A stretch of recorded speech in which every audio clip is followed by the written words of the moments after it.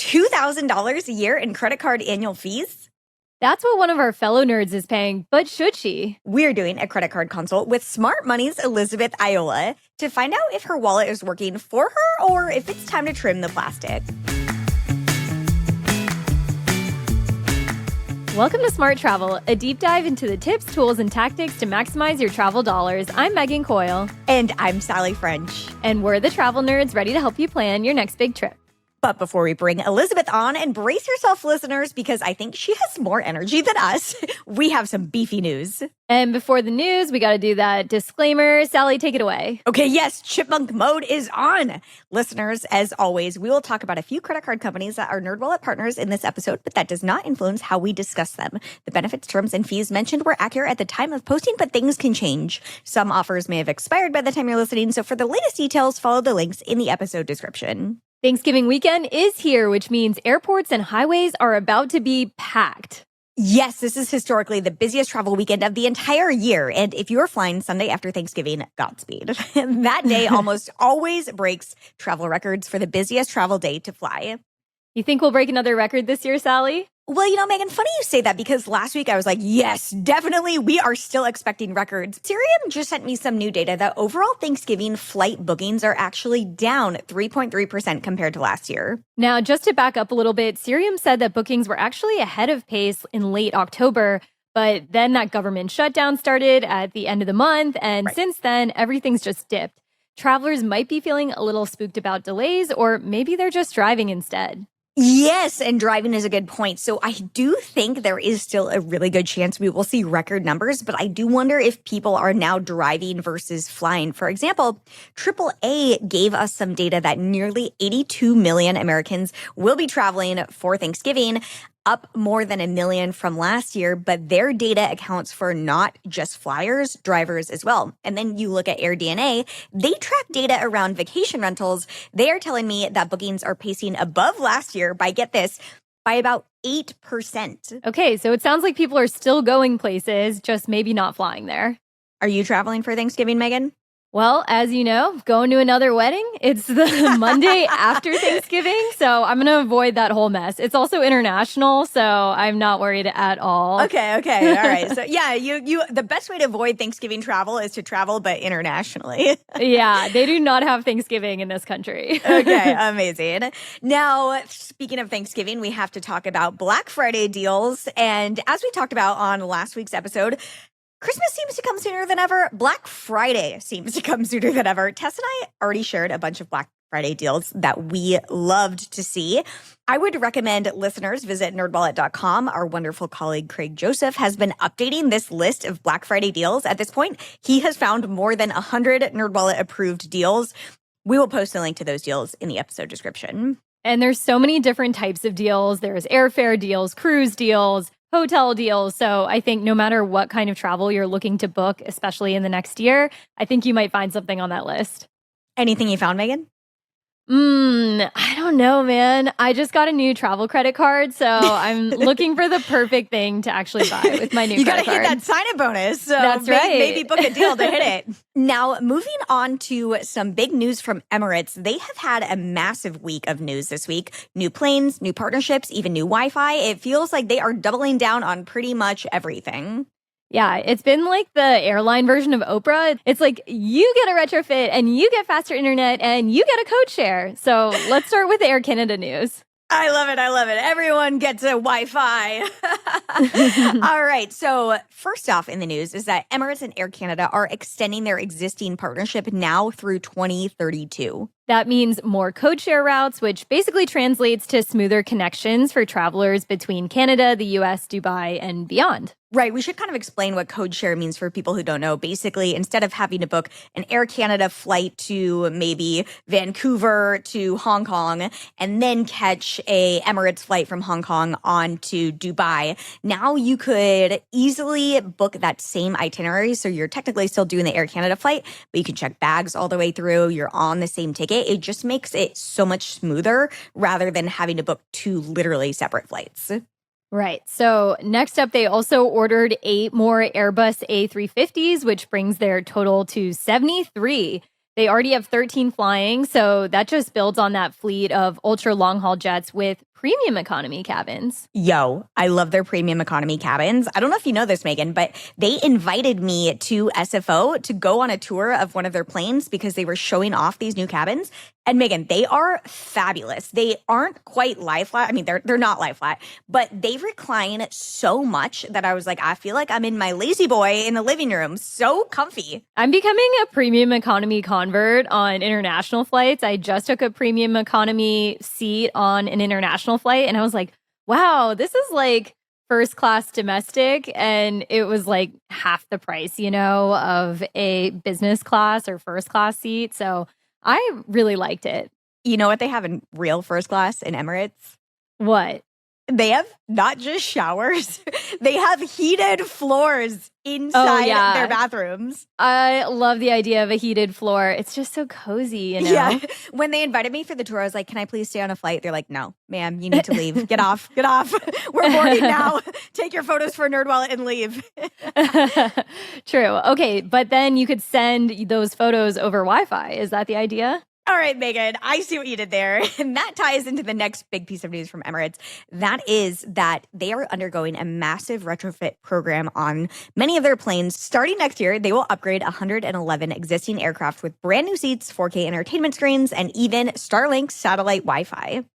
The Starlink part is wild. It's rolling out this month on their Boeing 777s, and it's free, high-speed internet for everyone on board, so you can stream, you can video chat. You can even maybe game mid-flight. And I know United has Starlink as well on some flights. So our fellow writer, Ben, got to test it out, and he said it was super good. I saw he wrote in his article that the person next to him was playing World of Warcraft on the flight. I was like, great detail, Ben. I love that. So Emirates says that by mid-2027, every A380 and 777 in service will have it. That makes them world's largest Starlink-enabled international fleet. Okay, this is great. It sounds like we can work remotely from this big airplane. Honestly, it looks like better Wi-Fi than what I have in my house. So I do think maybe we should just record our next podcast episode from the flight. What do you think? I don't know how Tess would feel about that. Bosses, let us do it. All right, Meghan, time to move over to our better, fancier studio where Elizabeth is waiting for us. Yes, this episode is a special episode that we've got on video. You can watch it on YouTube, on Spotify. Just search for NerdWallet so you can see us in video form as well. See you all there, sort of.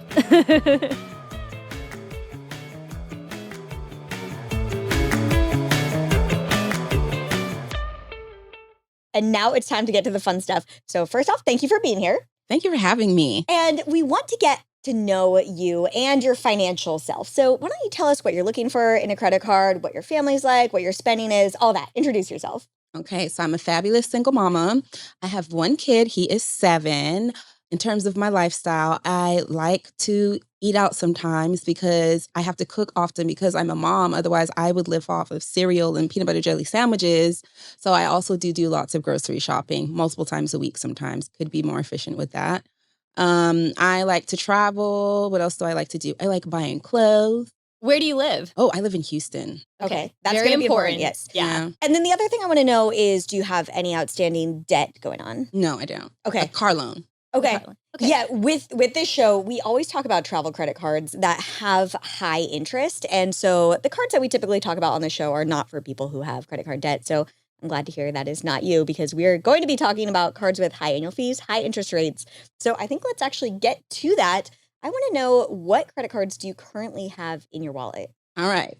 So I will start with my oldest card, which is the American Express Blue Cash Preferred. Okay. Got an annual fee on that. I also recently got the American Express Platinum. Ooh. I have the Chase Sapphire Reserve, and then I have the Citi AA Advantage card. And then I have a bonus one, the only one without a fee. Okay. The TJ Maxx Marshall / card. I got Shout that out one TJ too. Maxx. Yeah. Okay, I'm just doing my math in my head, and you said you have one card with no annual fee, and then you have a whole bunch of cards with many annual fees. So you mentioned the Amex Blue Cash Preferred. That is a less than $100 annual fee, but it is still something. Yeah. And then you mentioned other cards that have many hundreds of dollars in annual fees. The Chase Sapphire Reserve, $795 annual fee. Amex Platinum, as we just have been talking about on the show, annual fee increased to $895. So I'm quickly doing the math, and you are paying close to $2,000 in annual fees for your credit card. How does that make you feel? Well, when you say it out loud like that, I mean, but honestly, it makes me I feel like money is a tool, right? So in some ways, it's like, well, that's a lot of money to spend on fees. But I think if I'm getting a benefit out of it and it brings me joy and I can afford it, right? Then, why not? Everyone has what they're going to spend their money on. So yeah, and we are definitely not judging you. There are so many people who say, I will not pay any annual fees for a credit card. And that is also completely okay. But you are talking to two people who also pay probably $2,000. I think Meghan pays more than $2,000 in annual fees.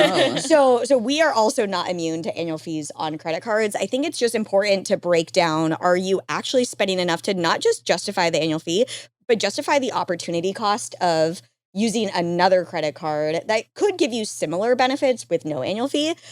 When we brought you on the show, I was genuinely expecting to add another credit card to your wallet, but No. I'm kind of... I don't think I need another one. Right, I'm actually kind of thinking we should talk about, should we almost get rid of one of these credit cards? Well, that's what I've been thinking, especially since Chase increased their annual fee. I was like, oh no, I'm getting rid of this card. Okay. But then I saw there's an option to downgrade the card. So essentially, I'm on the fence, and that's why I'm here. So you guys can help me think through this so I can make an informed financial decision. Can you tell I work at NerdWallet? Yes, I love it. Okay, well, let's kind of go through the high-level benefits, especially with these cards that have high annual fees. We're not going to go over every single benefit on these cards because that would take 2 hours or more. But let's go through some of the top-line benefits. So let's start with the Chase Sapphire Reserve, since you've already alluded to maybe possibly wanting to dump this one. This card has a $795 annual fee. There is that $300 travel credit, which I personally find easy to use. You agree? Yeah, Okay. I travel pretty often, so I could use that. What about the lounges? Oh, so see, that's what got me in this mess in the first place. I love a lounge, okay? So I'm a lounge girly. I love a lounge. Okay. Same with Sally. Yeah, you are speaking to the right people. Let's see. TSA pre-check credit, $500 in annual credit, but this comes in one twice a year credit, $250 each for the Edit, which is their hotel booking portal. Have you ever used that? I have not. Yeah, I actually find it kind of a pain to use myself. Have you ever used your Chase points? So, since you asked, I have about 83,000 points, and I have not used any of them yet. You haven't used your points. Okay. Well, That's good to know. Let's bring her back for the next show on how to spend your points. Yeah. Okay. So you do have a ton of points. Other credits that are relatively new, twice a year dining credit, which is $150 2 times a year. Thoughts That's on going that? to be easy to use because I like to eat. Well, it is fancy restaurants. You like fancy restaurants? When someone else is paying, sure. Or when you're Daddy Chase is paying. Yeah. But I when could you use paid those. for the Chase. Yeah. Let's see. Another new credit is 2 $150 a year credits for StubHub. I do not use StubHub. No concerts? You're not Okay. taking your 7-year-old to concerts? Oh, wait a second. See, thank you for saying that because I'm a concert lover. Actually, I've been to 3 already this year. I'm going to 3 more, but I never use StubHub. So I'm missing an opportunity there. Would you buy the tickets on StubHub? Well, I'm going for the cheaper price, so it depends. Are their prices competitive? So that's something I'm going to go and have to I don't look know. I at. don't use StubHub. I think that's good advice, though. Like, if there's something you're going to buy and you have an option between buying a cheaper one, not with a merchant that has a credit, or buying the more expensive one with the credit, I think you have to weigh your options here and think about, I would usually go with the cheaper one anyway. Exactly. Yeah. And I Okay, feel like interesting. sometimes that's the lure or the catch because they're like, we're giving you a discount here, but I could get it cheaper somewhere else. There you know? go. Yeah. Okay, and then so there's a bunch of other credits we'll just kind of quickly go through. There's a $250 Apple TV credit. I don't know, do you do Apple TV? Sometimes. Okay, sometimes. Depends on the show. $10 a month Peloton membership? No. Okay. Okay, well, so, kind of what you're already saying is $300 travel credit, easy to use. You're saying $300 dining credit you feel like is easy to use. And then it sounds like the $300 StubHub credit you would I could potentially use. Yeah. So that's $900 right there. Oh. If we're talking about the annual fee is $795, you have at least justified this annual fee. With those, and I didn't have to go through the whole list to do that. Right. And then, I feel like We haven't even talked about the value you can get from the points yet, which you haven't spent yet, but I mean, that offers a lot of opportunity there as well. Yeah, and then like some of these silly credits, it's like maybe you wouldn't value Apple TV at $250, but maybe you would value it at $20, in which case, yay, it's a little cherry on top. Okay, right. so I don't hate that. Should we talk about the Amex Platinum? Yeah, let's do it. Okay, so that one has an annual fee of $895, but we'll go through some of the credits. there's a $300 twice a year credit. So $300 at the first half of the year, $300 second half of the year for their fine hotels and resorts. Prepaid through American Express. Do you ever book those hotels through American Express? I don't. And it's interesting. I mean, honestly, I don't stay at hotels that many times a year. So sometimes when I travel, I'm usually traveling to somewhere where I have family or friends and I end up staying with them, you know? So we probably don't stay at hotels that much. I mean, the fact that you didn't use the Chase version of the credit, I'm not optimistic. You would use effectively the same version of the credit for Amex, just their service. Yeah. Okay. There's also a $200 airline fee credit. And so this isn't for like flights. This is for like baggage fees, fare change fees. Do you use something like that? Oh, I have a cute story for you about that. Oh, okay. Let's hear it. So my ex was like, hey, if you're traveling with me, I don't check in bags. And I was like, wait, what? That changed my life because now I don't check in bags. So I learned to pack efficiently. So all I have to take is a carry-on, and I will cry if you make me check in my bag. She's a candidate for co-host on the show. I love it. We love the no carry-on life. Yeah. It's a great life. There's no going back. Okay, good. And well, you also have an airline credit card, so that also gives you some benefits that you wouldn't need this airline fee credit for. Okay, that makes sense. $15 monthly in Uber Cash. I'm going to let you guys take a cheeky guess on that. You're an Uber girl. I'm an Uber Eats girly, so yes, I use Uber that. Eats? Yes, I like that you can use it on Uber Eats. Nice. Okay, you already said you like dining, and this one has a $100 quarterly Resi credit, very similar to the Chase dining credit, but it's Amex's version. You like that? Yeah, but you know what? I'm going to go after this and research what restaurants are under this Resi credit, and maybe some might jump out at me. Okay, there's also another $25 monthly digital entertainment credit. So that's like certain streaming services or subscriptions to news. Do you use any of those? Yeah, I think I have Netflix, and I'm stealing everyone else's password for the rest. So okay, okay, so maybe not using it. We don't endorse that on the Smart Travel Show. Just kidding. You said you like shopping. Amex has some interesting shopping credits. It has $100 broken out into two $50 per year credits to Saks Fifth Avenue. Thoughts? Oh, that sounds a little expensive. I like thrifting, and I like, if it's good quality, I'm here for quality. Also, I feel like $50 at Saks Fifth Avenue is like a pair of socks. Exactly. It's really hard. I buy soap with it, and I still go over $50. Okay, but thoughts? When Amex announced their new changes, their higher annual fee, they also announced a new shopping benefit that I like. I'm curious your thoughts. Is $75 quarterly at Lululemon. Now, I like that because I buy workout clothes to motivate me to work out. So if I have a cute outfit, I'm probably going to do it. If we're saying that you can use a $400 Resi credit, you can use the $300 total for Lululemon. Let's say you can use the $200 annually in Uber credits. That's $900 in value right there, which is what the annual fee is. So I do feel like we are at least breaking even on annual fees on these cards with kind of like just these benefits alone. I have a question for you all. How do you justify? Because I feel like a lot of my justification has centered around the lounges, right? Yes. So I have a whole experience. I am not the person who likes to get to my flight 5 minutes before. No I way. get there 2 to 3 hours before so I can get a drink, get a margarita, get a meal, and relax. So I like the Centurion Lounge. I went for the first time, actually. The one in Houston? Yeah. Okay. Yes, the one in Houston. And I'll try the one in Arizona as well. But my point is, can I justify, hey, if I would have not had that lounge access and bought, I don't know, 10 meals, 10 times I traveled, right? Does that count? Do you guys think about it that way? Absolutely. I mean, I also factor in the cost. So we said with these credits alone, we are already justifying the annual fee, but justifying is not good enough because you could also just use a card with a $0 annual fee. So that's where we have to factor in these benefits that don't have a clear dollar value. And I think about something like a lounge. I'm not a big drinker, so I don't get like the alcohol value of the lounge, but I still get food. And so I would figure I would probably buy a coffee at the airport, which let's face it, airport coffee is like $8. And then I'm going to get maybe a sandwich, which is 15? I don't know. Right. And so, for that, it's like, okay, let's say maybe I would value a lounge at $25. If you're someone who would pay for 2 airport cocktails, which let's say that's $20 each, maybe you might value a lounge at $50. And so you do have to kind of do that calculation for yourself. And then how often are you going to lounges? Yeah. How often do you fly? Like if I'd say maybe like 10 times a year, and sometimes I take my so son if you went too. to the lounge 10 times. Yeah. And then you're valuing it at $50. It's like, okay, so is this $500 of value right there? And it is hairy math. Would I just bring a PB&J from home? You do have to, right. So you do have to actually factor in all this. And I am actually feeling like maybe it is worth keeping these cards because you are actually justifying the annual fee on the statement credits. And then you're also able to go into the lounge, which is maybe $500 in value right there. And did you know that Amex Platinum gets you into Delta Sky Clubs as well? So I didn't know that. You could also hit up the Delta Sky Club next time you're at the airport, if you have a Delta flight, of course. And you paid for it with this card. Okay, Elizabeth, I got bad news for you. We're like halfway through your cards, and it already seems like we got to keep both of them. Oh, man. Okay, let's scared. go over that American Airlines card, though, that you had. I'm interested. It has a $99 annual fee. I think its top benefit is the free checked bags, and you just said you don't check bags. No. Interesting. Okay, I am also very curious because you chose an American Airlines card and you fly out of Houston, where I looked it up. There was only like 5% of flights that were American out of Houston. Yeah. They're actually a big United hub.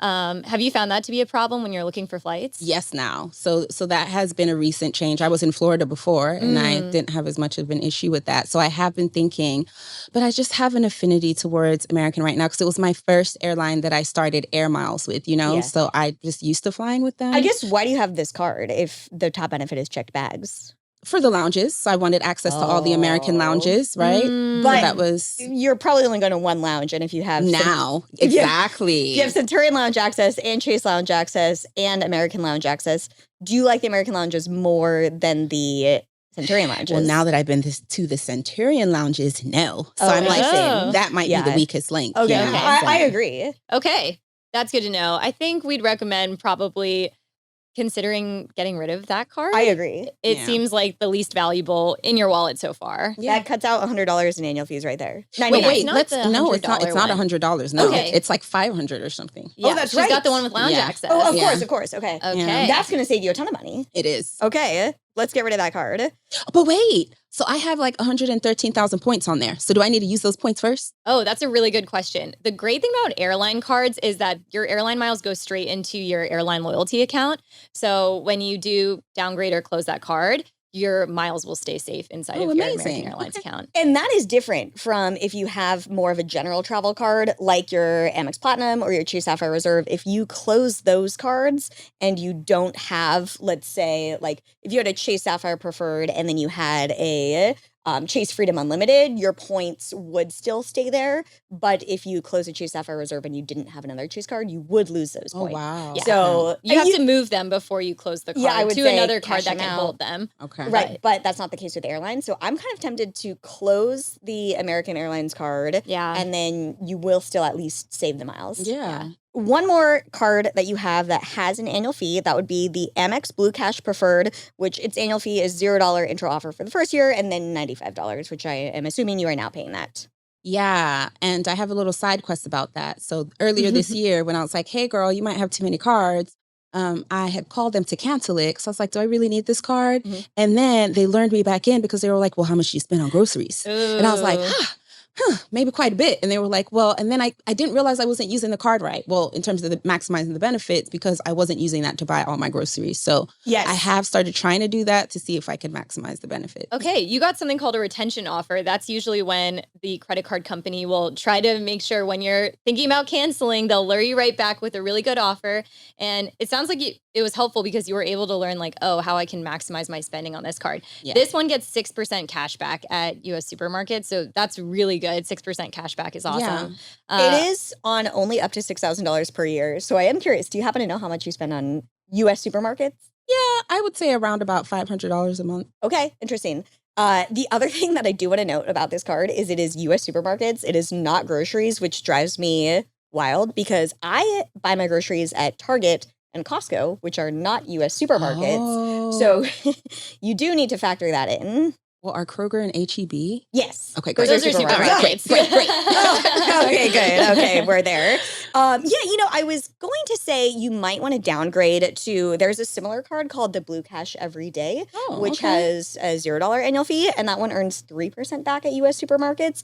But actually, what you're telling me is, I think this Amex rep is right, that you are still doing well because you spend so much on supermarkets. Yeah, I mean, you only have to spend about $1,600 at US supermarkets, or they have another bonus category on streaming subscriptions. So that might be your Netflix. If you're spending $5,000 a year, then you're already making enough back in cash back to pay for the annual fee. That makes So sense. that might still work. About $6,000 annually in spending at supermarkets, you would basically be looking at $265 cash back on the Blue Cash Preferred versus $180 on the Blue Cash Every Day.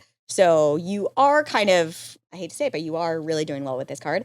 Oh my God, on accident. Didn't know. This 7-year-old child is eating a line. I would actually recommend, though, if we're going to recommend another card for you, I would recommend the United Airlines card to replace your American Airlines card. Okay. And you could even get a cheaper version because we've now found out you've got the lounge access through the Amex Platinum. So you don't need lounge access with your airline. So you could get a United card. The annual fee is $0 for the first year and then $150. Oh, it's more affordable. And yeah, you are able to earn United points plus like you get the free checked bags if you ever do need them. There's also 2 United Club passes per year. So that's like kind of easy to use and justify as well. Yeah. And the final card you have, no shade to the TJ Maxx credit card. It has a $0 annual fee. I say keep it. Well, it's not doing anything to me, so it collects dust in my room. Yeah. Yes, I have and it is helping your average age of credit. I'm assuming you've had this card for a long time. I have. Maybe about 4 years now. Yeah. So if you at least go to TJ Maxx enough, then keep it open. I do, but it's a reminder to actually use it. I don't know. I just tend to not use it. You don't have to use it. You could just keep it open, and you might find that the bank could see she never uses it, and they might choose to close it, which it is what it is. Yeah. I don't think you need to worry about closing that one. So how are we feeling about all the cards that we have? Wow. Surprisingly, I thought it was going to be like, girl, you need to utilize this more and do that. But it sounds like, again, on accident, I'm utilizing my benefits. So, but I do think I am going to get rid of the American Airlines card. Yeah, at least because it just doesn't have that many benefits that are useful for me. Yes, and my only other word of caution for you is we did justify the annual fees on these cards and then some, but you do have to just calculate the anxiety of managing all these benefits. I literally, because I am like you, both of us are like you, that we have all these cards with all of these bougie coupon book credits. And I have a document of, it's called expiring things. And it's when all the statement credits expire. And I'm like, end of the month, did I use my Uber credit for every month? And then twice a year, did I use my Saks credit? And sometimes it's stressful and it'll be like mid-June and I'm like, what do I buy from Saks? Like, do I want this pair of socks or this pair of socks? Like, what do I do? And it's very stressful. Yeah. And I do think it is completely okay to say my mental energy of managing whether or not I use my Uber credit is not worth paying this annual fee. That I do think it is okay to not pay annual fees for these cards for your sanity. Yeah, I'm with you. And the nice thing about keeping track of it is then you have the data. Like, did I actually use my Uber credit every single month? If it turns out you're like, I actually didn't spend as much at restaurants as I thought I did, then you have the information. And then the next year you can be like, you know what? I don't need to, I can downgrade this card. I don't need to keep it. Yeah. We did it. I think we have a good strategy for you. At least close one of these cards. And I think maybe we'll have to bring you on again to talk about how to actually redeem all these points because you have so many high earning cards. And I think in addition to being an awesome host, you're also a mind reader because I was going to say the same thing. So you got to follow up with me. You got to follow my journey. So, okay. And everyone can follow you over at the Smart Money Podcast. That's right. So we're going to tell you guys how you can budget for all of these cards if you choose to have all of these cards, if it's right for your financial situation. I love and it. A whole bunch of other stuff too, whether that's mortgages, insurance, but you got to go and listen so you can hear what we talk about over there. Okay. And fine. Since since you host a personal finance podcast, how's your emergency fund going? Oh my gosh. I'm so sad to say it's very vanilla. It's in good shape. So Very good. Very good. Okay, time for the fun part of the show. This is what we call hot takeoffs. Mhm. Now, usually Meghan and I give a hot take, but because you are our guest, we invite you to share your hottest take in travel.